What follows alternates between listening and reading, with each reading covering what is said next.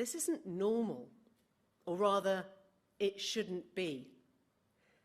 Things that for many decades were givens, the checks and balances on the executive, the role of the judiciary or the civil service or the electoral commission, a media free from interference or vilification, now appear vulnerable.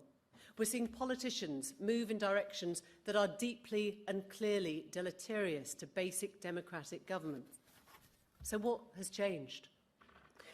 Well, there's always been scope for abuse in our constitution, of course, but in recent times, so many previously settled questions around our democratic norms have been upended and at a staggering speed. Dr. Hannah White of the Institute of Government observes this is not about introducing change per se, which we've always seen.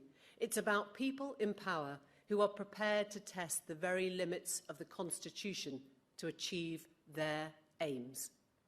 You don't have to look far for examples. Things that once would have shocked us now seem commonplace. The ministerial code violated with impunity, a blatant disregard for the principles of the Cabinet Manual, the unlawful attempt to prorogue Parliament for 5 weeks by an executive that wanted to remove parliamentary democracy from the decision-making process.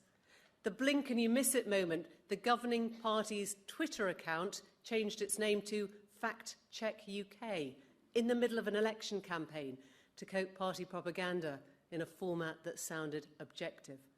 Or the admission by the then Northern Ireland Secretary that he'd be prepared to break international law, but only in a very specific and limited way.